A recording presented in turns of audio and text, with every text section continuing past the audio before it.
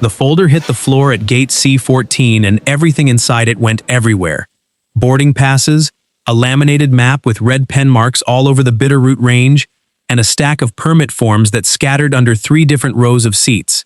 I dropped to a crouch fast, the way you do when you've spent a career being the guy who gets to things before they become a problem, and started grabbing pages before somebody's rolling suitcase could run them over. A small hand reached the last one before I did. "You dropped this." She couldn't have been more than 7, in a pink headband and light-up sneakers, holding a photograph out toward me, like she was returning something sacred. I almost told her it wasn't mine. I didn't carry photographs, hadn't in years, until I looked down at it and understood it had slipped in from whatever was in her mother's bag, not mine, caught up in my scattered papers by pure bad luck. A man, a woman. This same girl, younger, gap-toothed, in front of a Christmas tree with the lights turned soft and gold. Sadie, a voice above us, careful in a way that made me look up. That's not his. The woman standing behind her had the kind of face that was working hard to look unbothered, and mostly succeeding. Light hair pulled back, a diaper bag on one shoulder and a crossbody bag on the other, watching me with the specific caution of someone who spends a lot of energy managing exactly how much of herself she lets a stranger see. I held the photo out. She took it fast, tucked it into the outer pocket of her bag like she was putting away something breakable. "Sorry," she said. "She helps everyone, whether they need it or not." I needed it. I nodded down at the mess still fanned out across the floor. She got the important one. Sadie beamed like she'd been personally commended by a general. I finished gathering the last of the forms, trail permits, a training roster, the map with 2 weeks of a Bitterroot search and rescue seminar circled in red, and when I straightened up, I did the thing you do at a gate when you've got 40 minutes to kill and a kid has just done something small and kind in front of you. I looked at the photograph one more time, at the man's arm slung easy around the woman's shoulders, and I said the sentence without weighing it first, because it seemed like exactly the kind of harmless, forgettable thing you say to a stranger at an airport. "Your husband's a lucky guy." The air changed before she said a single word. "I'm a widow." 3 words. Flat, quiet, and clearly not the first time she'd had to say them to somebody who didn't deserve the weight of delivering them. Sadie didn't flinch. She'd heard this exchange before. I understood later. More times than any 7-year-old should have to sit through. I told her I was sorry. It came out clumsy, because it always does, because there isn't a version of that sentence that doesn't sound like something you read off a card. She said it was fine, the way people say fine when they've decided a stranger's discomfort isn't worth managing on top of their own. I didn't know yet that in 11 days I'd know this woman's laugh, the sound her daughter's boots made running down a hallway, and exactly how much it costs a person to be careful for 2 straight years. I didn't know I'd spend most of that stretch of time trying to earn back one sentence I hadn't meant as a wound. Ever said something so wrong you wished the ground would swallow you whole? Share yours below, and check the pinned comment for the most hilarious submissions so far. My name's Colt Bishop. I'm 37 and I spend most of my working life teaching search and rescue crews how to find people in mountains that don't want them found, which people tell me is a strange profession for a man who's spent most of his adult life running from the idea of staying anywhere long enough to be found himself. Her name was Claire Voss. I got that much from the gate agent calling boarding groups a few minutes later. Voss, party of 2, priority boarding, and I filed it away without really deciding to, the way you remember a phone number you tell yourself you won't need. We ended up seated 4 rows apart on a plane that turned out to be delayed on the tarmac for 90 minutes, with a mechanical issue nobody explained clearly, and somewhere around minute 40, Sadie appeared in the aisle beside my seat, holding a coloring book open to a half-finished horse. "You have big hands," she informed me. "Can you color inside the lines better than my mom? She goes outside all the time and pretends she doesn't." I told her I probably could, and that was apparently invitation enough, because she climbed into the empty middle seat next to me, without asking anyone's permission, least of all mine, and set the coloring book down like we had an appointment. Claire arrived about 90 seconds later, apologizing before she'd even fully processed what she was apologizing for, and I told her it was fine, that I didn't mind, and something in her shoulders came down half an inch the way a bridge deck settles once you take the extra weight off one side. She sat across the aisle instead of pulling her daughter back immediately, which told me more than anything she said. At one point, Sadie went digging through her mother's tote bag looking for a green crayon that had rolled somewhere near my boot, and her hand came out instead with the corner of a folder, cream-colored, the kind banks and law offices favor. A single red-stamped word visible along the edge before Claire's hand closed over it fast and zipped the bag shut without a word. She didn't look at me when she did it. She didn't need to. I've spent enough years reading terrain to know when something's been buried on purpose, and I let it go without comment, the way you let a distant slope slide settle before you decide whether it's worth a second look. We talked for the better part of an hour, while a horse got colored in shades no horse has ever actually been. Sadie did most of the talking. I learned she was in second grade, that she had a loose tooth she was documenting with photos on her mother's phone, and that they were flying home to Bozeman from visiting her aunt in Boise. I learned, mostly by things Claire didn't say rather than things she did, that home wasn't going to be home much longer. "We're actually moving in a couple weeks," she said finally, when Sadie got distracted trying to find that crayon again. "New job, Portland. That's a big move." "It's a necessary one." She said it like a sentence she'd practiced enough times that it had worn smooth, no longer sharp enough to catch on anything. "Bozeman's gotten expensive, and there's—" She stopped, recalibrated. "It's just time for something different." I didn't ask what she'd stopped herself from saying. I'd find out later that something different was doing a lot of quiet, careful work in that sentence, and that the folder Sadie had almost pulled out of that bag had a lot more to do with the move than the job listing ever would.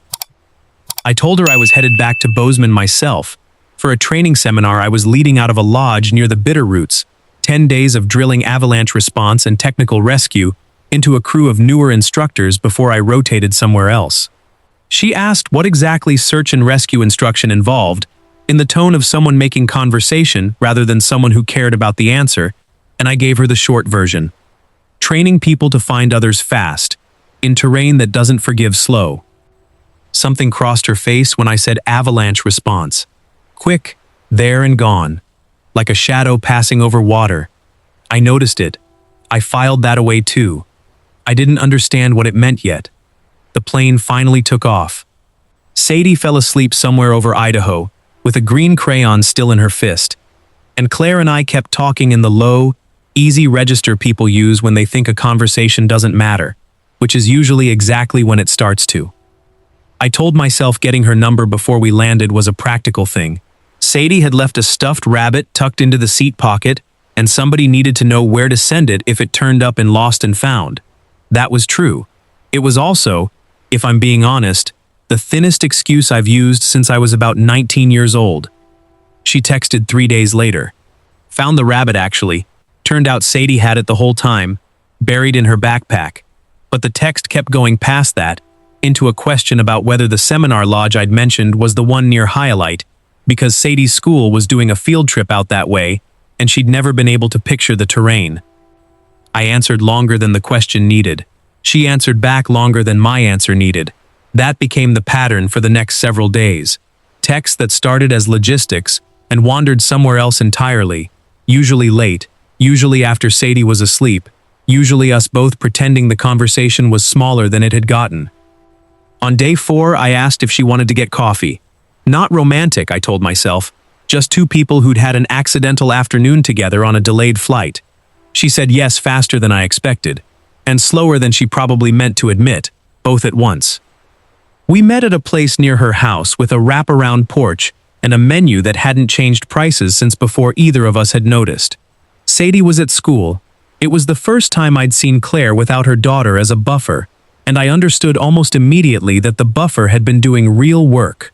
Without Sadie in the room, Claire's guardedness had nowhere to soften. "Can I ask you something?" I said, about 20 minutes in, "and you can tell me it's none of my business?" She wrapped both hands around her coffee cup. "Go ahead." When I said the thing at the airport, "About your husband," I watched her jaw tighten slightly. "I've been turning it over since.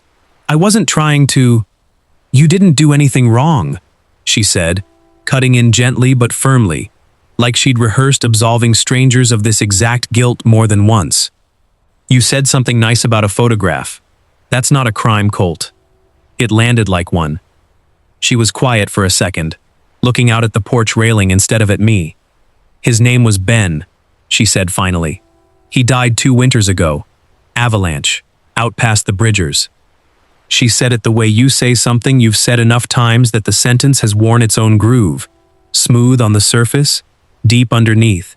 He wasn't supposed to be out there that day. Weather turned. He loved that terrain, knew it better than almost anyone, and it still didn't matter.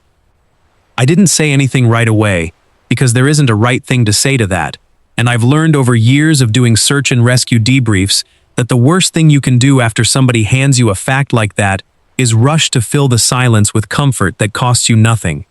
"I do avalanche rescue training," I said eventually. "I'm not going to pretend that's not a strange thing for you to be sitting across from right now." "It's not strange." She looked at me properly for the first time since she'd started the sentence about Ben. "It's actually the first time in 2 years somebody's understood the terrain without me having to explain it to them like it's abstract. Most people just say, 'so sudden,' and change the subject. That was the first time I understood there was more sitting underneath this than grief in the ordinary shape of it. I didn't push. I'd learned later that pushing was exactly the wrong instinct with Claire. She opened doors on her own schedule, and the surest way to get one shut again was to reach for the handle first. The days that followed had a rhythm I hadn't let myself have in years. Mornings at the lodge, running crews through transceiver drills and companion rescue scenarios, buried beacons under 3 feet of snow, timing how fast a team could locate a signal before hypothermia turns a rescue into a recovery. Afternoons, more often than not, ending up at Claire's kitchen table, or on her porch, or once, memorably, in her backyard helping Sadie build a blanket fort with structural standards I found genuinely impressive for a 7-year-old. Sadie adopted me with the speed and total confidence only kids have. By day 6, she'd assigned me the official title of Practice Dad, which she explained very seriously meant I didn't have to be a real dad, just someone to practice having around. And I told her that sounded like a job I could handle. Claire nearly dropped a dish laughing when she overheard that, then went quiet for a second in a way that told me the joke had landed somewhere more tender than either of us expected. That was the best night of the 11 days, if I'm ranking them, which I have, more than once, since. And it was the same night everything cracked open. I'd stayed late helping Claire get Sadie down, the 2 of us falling into the kind of easy domestic rhythm that should have scared me more than it did, and afterward she poured 2 glasses of wine and set a folder on the kitchen table between us, without quite meeting my eyes. The same cream-colored folder. The one Sadie had almost pulled out of the tote bag on the plane. "You noticed this on the flight," she said. "Don't tell me you didn't. You've got the kind of face that files things away." I didn't deny it. She opened it. Insurance correspondence. 6 months of it. Each letter colder than the last. A wrongful death and disability claim tied to Ben's accident, stalled, then contested, then formally denied, on the grounds that the official incident report characterized his final decision as, and she read the phrase out loud in a voice gone flat and careful, an informed disregard of a documented hazard advisory. The insurer's language for reckless, for not covered, for every month since his death spent fighting a company for money she needed to keep the house, the orchard, the life she was trying to build for Sadie, using a report that had quietly decided her husband died because he'd gambled and lost. "That's why Portland," she said. "Not just the memories. I can't afford this house on what's left, once the lawyers take their cut of a fight I keep losing. I found the job before I found the resolve to leave. The resolve came from the bank statements." I sat with that a moment, doing the math I didn't want to be doing.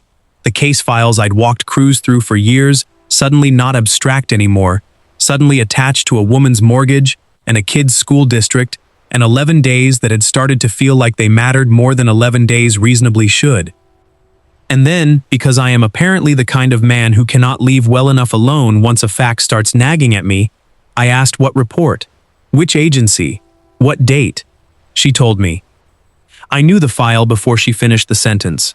Slope failure, Bridger backcountry, single fatality, Weather transition missed by an experienced skier who knew the terrain better than almost anyone in the region. A case study I had personally walked through with newer instructors more times than I could count, sanitized of names, used the way every search and rescue program uses them, as lessons written in the only language that actually teaches anybody anything.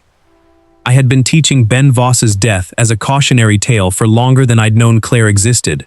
The exact report the insurance company was using to deny her a claim she needed to survive was a file I had personally, unknowingly, helped keep alive in circulation, treating a stranger's worst day as a teaching aid without ever learning his name.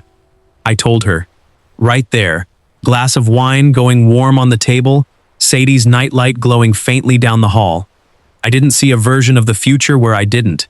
Some secrets are the kind that poison things slowly if you let them sit, and I'd rather have taken the hit up front than have her find it out sideways. Later. Worse. She went very still. You use it, she said, as a teaching example. The same report that's costing me this house. I didn't know it was him. Not until tonight. I made myself keep going instead of letting the silence do the work for me. I've probably used that file 40 times over the years.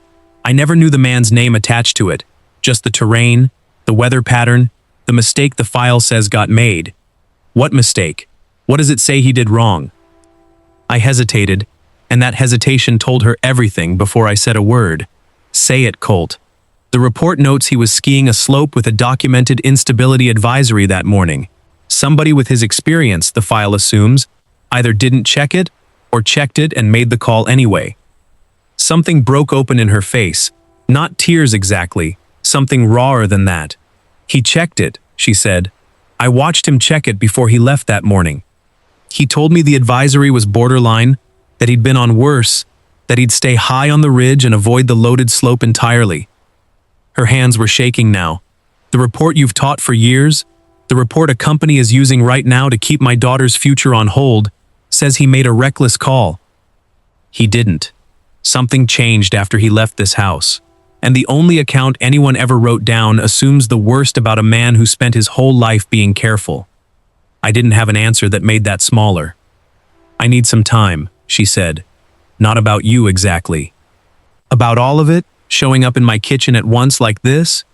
Real hurt in it, but not the kind aimed at me specifically. More like grief that had found a fresh place to stand. I need to think. I left that night not knowing if there'd be a version of this where she let me back in the door. 2 days passed without a word from her.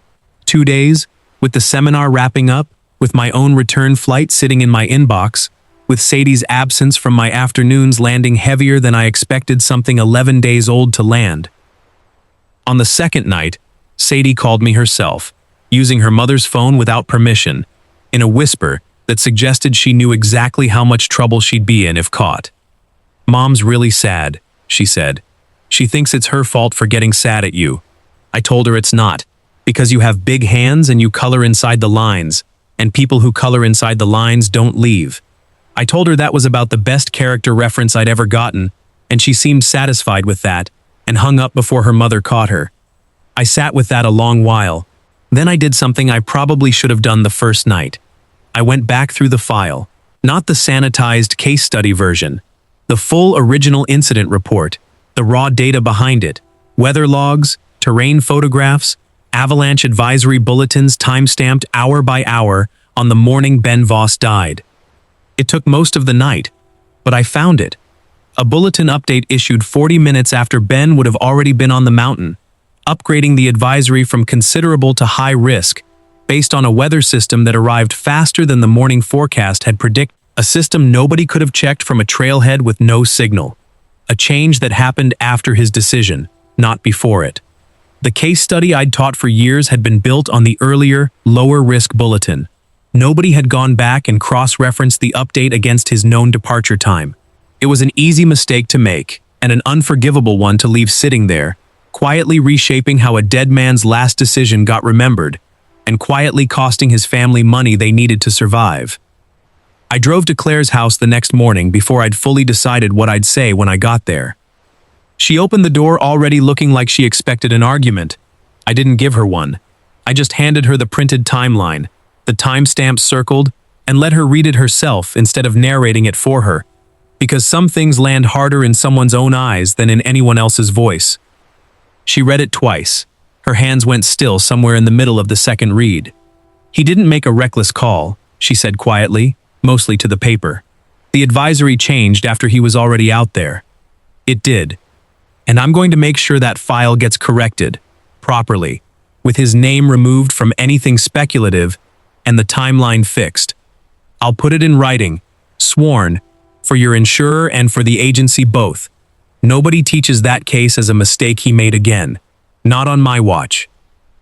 She looked up at me, and something in her whole posture let go the way it does when a person's been holding a weight so long they've forgotten what carrying nothing feels like. "You didn't have to stay up all night doing that." "I did, actually." I meant it plainly, without dressing it up. "Not because I owed you an apology, though I did. Because I don't like teaching lies, even accidental ones. Especially not about somebody who mattered this much to two people I've come to care about a great deal in 11 days. She didn't say anything for a moment. Then she stepped back from the doorway, just enough. It wasn't an invitation exactly, but it wasn't a door closing either. My flight was in 3 days. Hers, to Portland, in 6. We didn't talk about either of those numbers out loud, not at first. We spent those 3 days the way you spend time when you both know it's borrowed. Sadie insisting on one last blanket fort, upgraded this time with what she called structural improvements. Claire teaching me the difference between a Honeycrisp and a Gala at the little orchard stand outside town. Both of us pretending the packed boxes stacked in her hallway weren't a countdown. The claim itself, once the corrected report went in, moved faster than either of us expected. 3 weeks instead of the 6 months of stonewalling that came before it, which told me everything about how much of the original fight had never been about evidence at all. On the last night, after Sadie had fallen asleep clutching the stuffed rabbit that had started this whole thing, Claire and I sat on the porch the way we had that very first coffee, except the distance between us had closed considerably since then. "I have a flight out Thursday," I said, "back to the circuit. Next posting's a training slot outside Missoula, then wherever they need me after that." "I have a flight out Sunday," she said. "Portland. New job, new house, new everything. Though the house part might look a little different now that the insurer isn't holding my future hostage anymore. That's a lot of new." "It is." She looked at me sideways. "You could visit. Portland's not that far from Missoula. If you actually looked at a map, instead of just letting your job scatter you across 4 states a year." "I could look at a map," I said. "I'm told I'm reasonably good at reading terrain." She laughed. The real one, the one I'd first heard at a gate C-14 crouched over spilled paperwork and hadn't stopped chasing since. Then she got quiet, turning something over. 11 days, she said. "That's not exactly a foundation." "No," I agreed, "but it's not nothing either." Ben was careful, and it still wasn't enough to keep him safe forever. I don't think there's a version of loving somebody that comes with a guarantee attached. I think you just decide if the 11 days or the 11 years are worth the risk of losing them, and you choose it anyway, on purpose, every day you get. She was quiet for a long moment. Then her hand found mine on the porch boards between us. The same unhurried way it had the first time we'd sat somewhere like this. Except this time, neither of us pretended it was an accident. "Sadie's already decided you're staying," she said.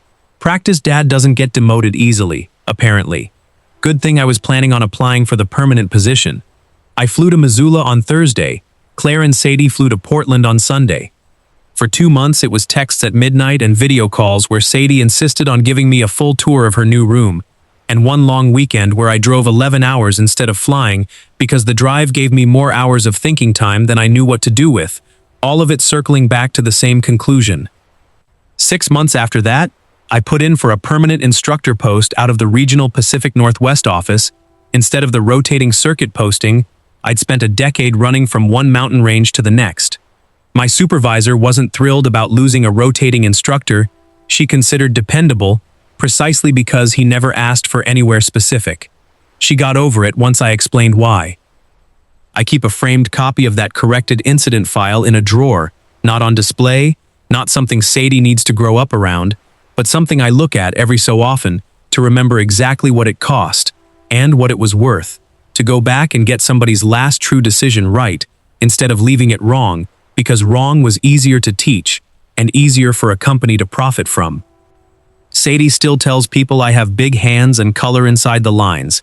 It's become something like a family legend at this point, repeated at dinners, retold with embellishments each time. Claire still wears her wedding ring from her first marriage on a chain some days, not every day, and I've never once asked her to stop, because some doors you don't get to close for somebody else, only alongside them, in your own time. Last month, at a school fundraiser, another parent I'd never met looked at the three of us together, me carrying Sadie on my shoulders, Claire laughing at something Sadie had said upside down, and told Claire, in the easy, thoughtless way strangers do, that her husband was a lucky guy. I watched Claire's face for a second, the old flinch almost surfacing out of habit. Then it didn't. She just looked up at me, upside down girl on my shoulders and all, and said, "He is, actually." No flatness in it this time. No careful correction needed. I never did figure out how to say the whole sentence I'd built in my head that very first afternoon at gate C14. Something about how sorry I was, how I hadn't meant it as a wound, how the words had turned out to matter more than either of us understood in that moment. I never needed to, in the end. Some sentences get finished not by saying them out loud, but by staying long enough to prove you meant something better by them the second time around. If a single sentence has ever changed the whole course of your life, or if you know what it means to hold on to something long after it's gone, I'd genuinely like to hear about it. And if you want more stories like this one, where the hard truths get told in their own time, subscribe and come back for the next one.